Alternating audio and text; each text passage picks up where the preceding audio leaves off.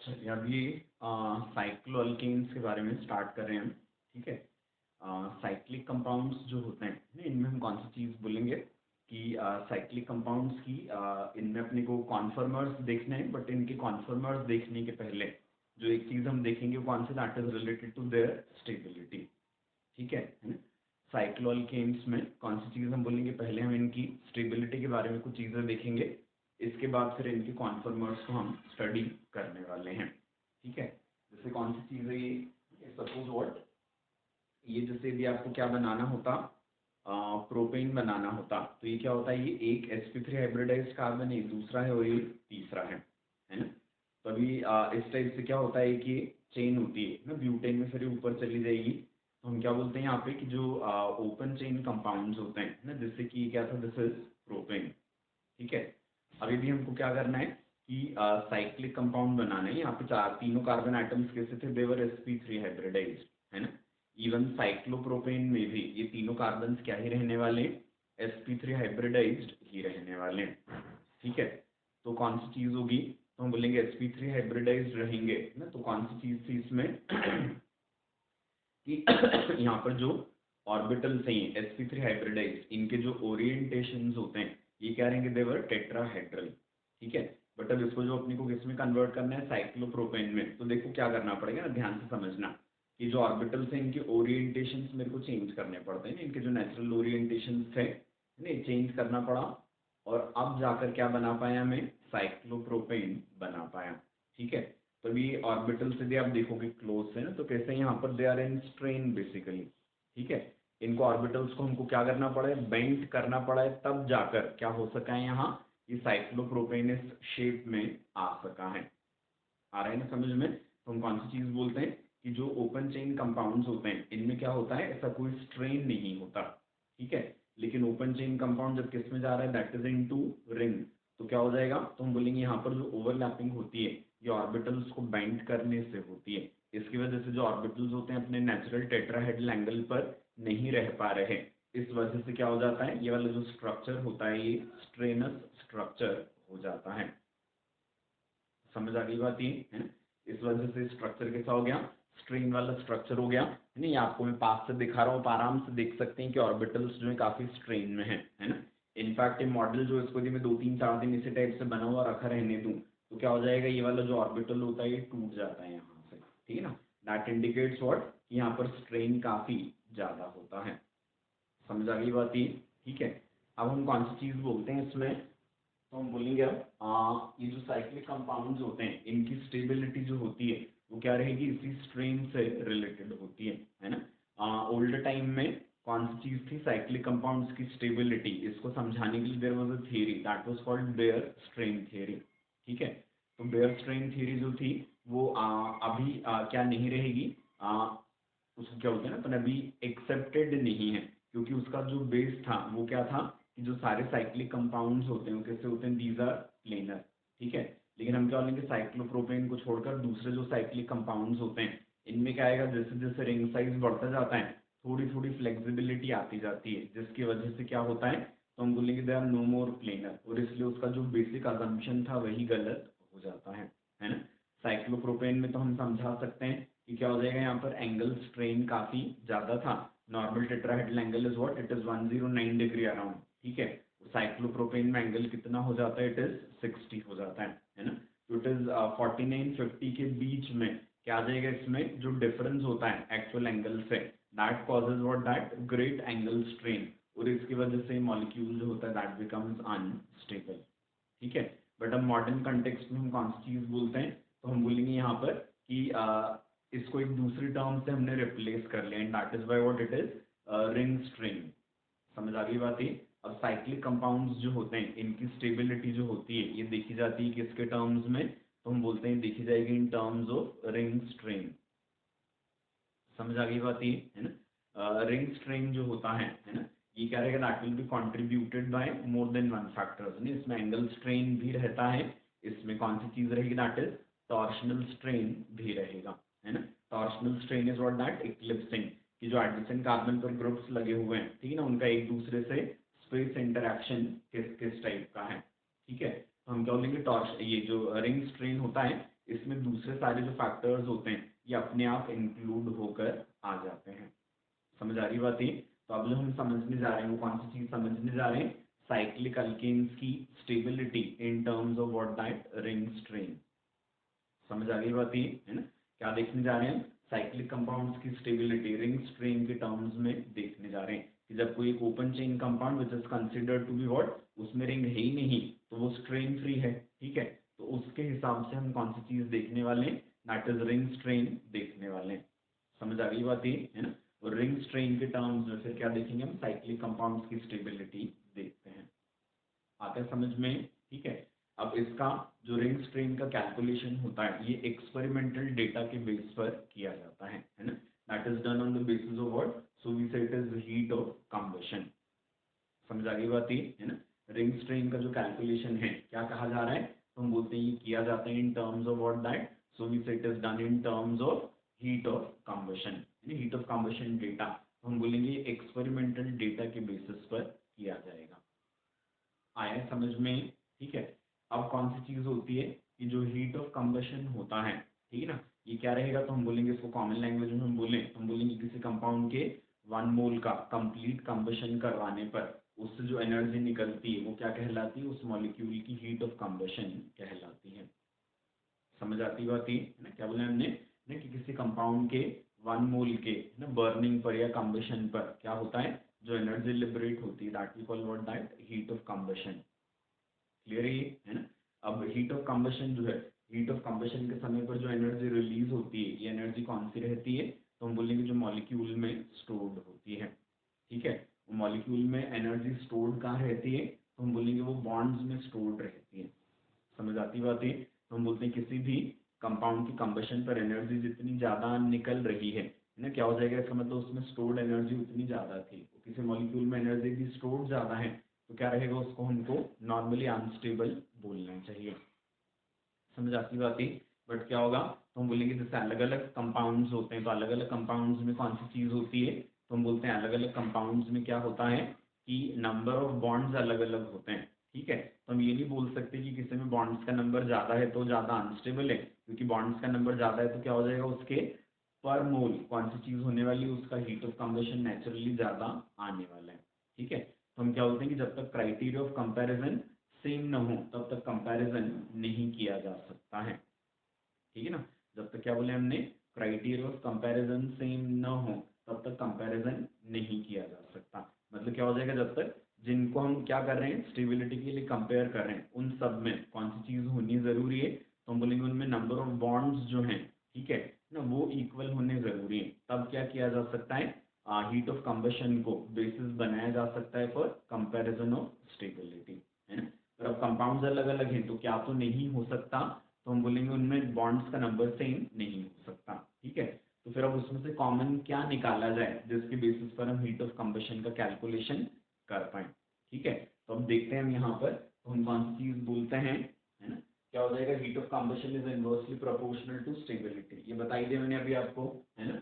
क्या होता है? अब साइक्लिक कंपाउंड्स की बातचीत हमको करनी थी। तो साइक्लिक कंपाउंड्स जो होते हैं इनको हम क्या बोलते हैं कि जो अनसब्स्टिट्यूटेड रहेंगे they are nothing but what? They are multiples of CH2, ठीक है? तो साइक्लिक कंपाउंड्स को किससे लिखा जा सकता है? CH2 होल n, ठीक है? तो साइक्लोप्रोपेन जो होता है उसमें n क्या हो जाएगा? 3।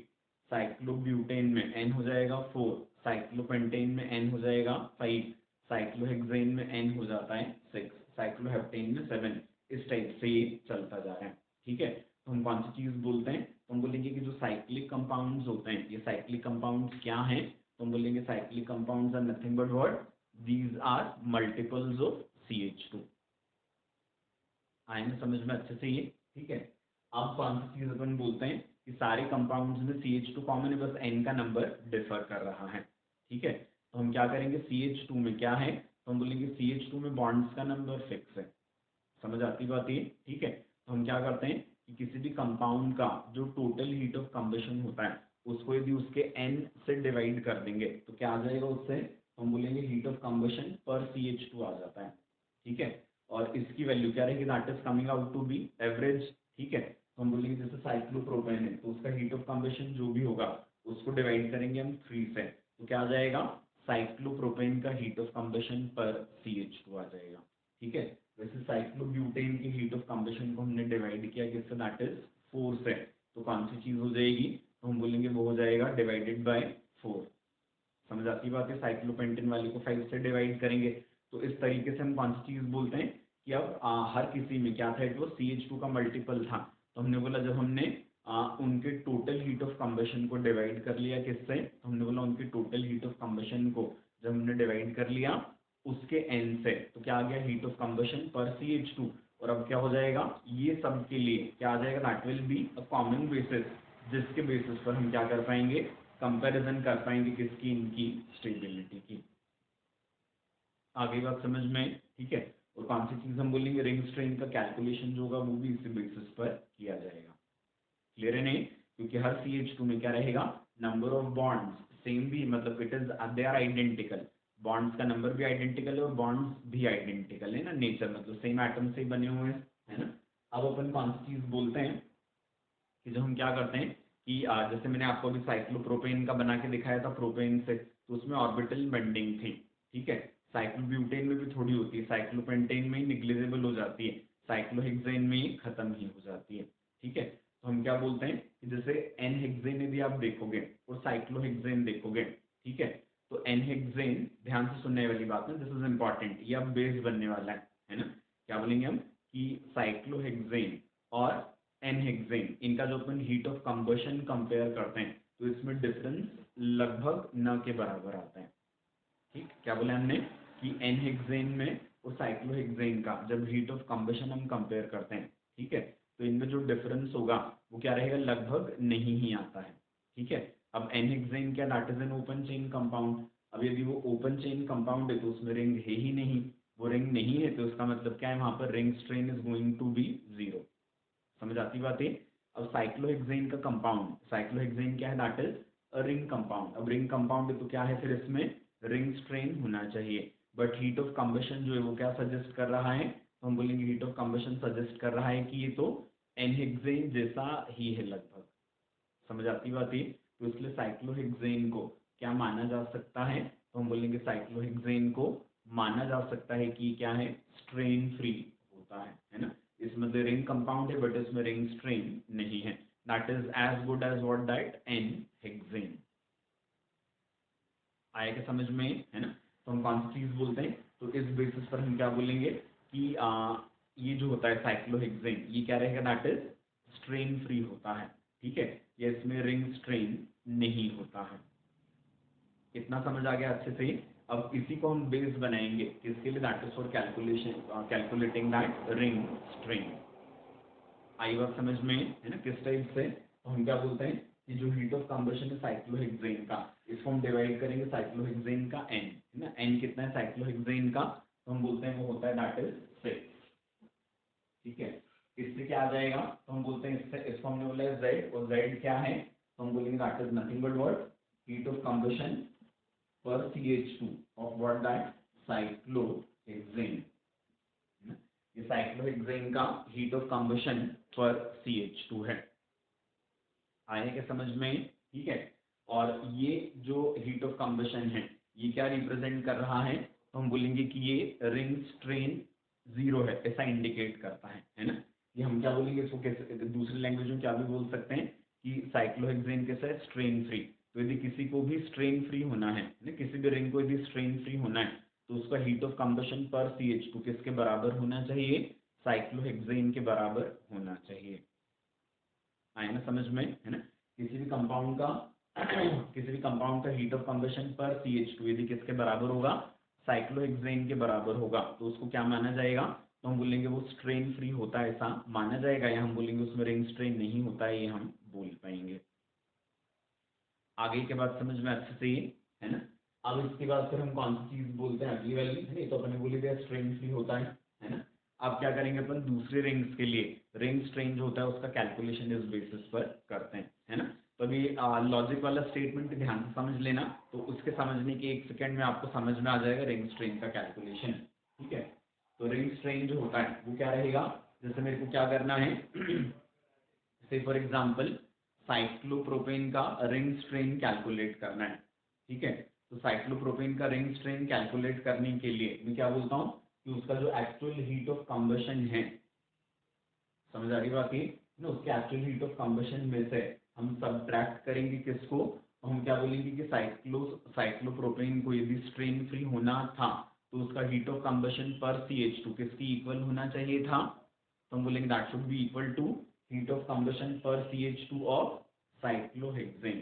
ठीक है, तो हमने साइक्लोहेक्सेन का heat of combustion per CH2 इसको क्या मान लिया था, दैट इज Z मान लिया था।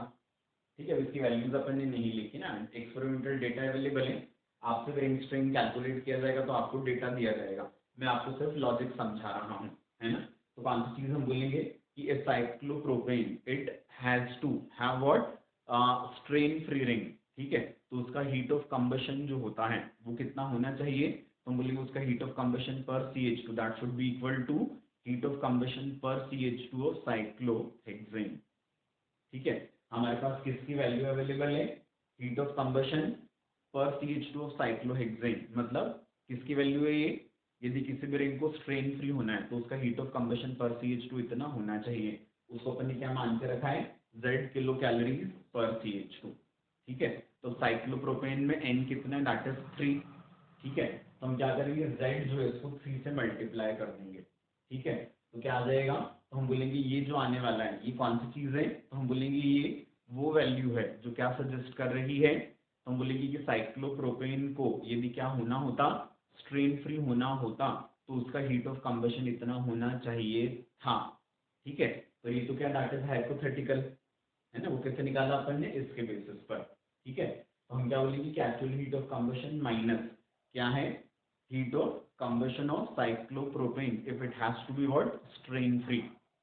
ठीक है, और उसका कैलकुलेशन कैसे निकाला हमने, तो हमने बोला it is N into what Z, where N is what, cyclopropane के लिए N होगा 3। ठीक है, यदि साइक्लोब्यूटेन है तो क्या हो जाएगा, तो हम बोलेंगे साइक्लोब्यूटेन का हीट ऑफ कंबशन माइनस क्या हो जाएगा 4 इंटू Z, साइक्लोपेंटेन है तो क्या हो जाएगा, साइक्लोपेंटेन का actual heat of combustion minus 5 into Z।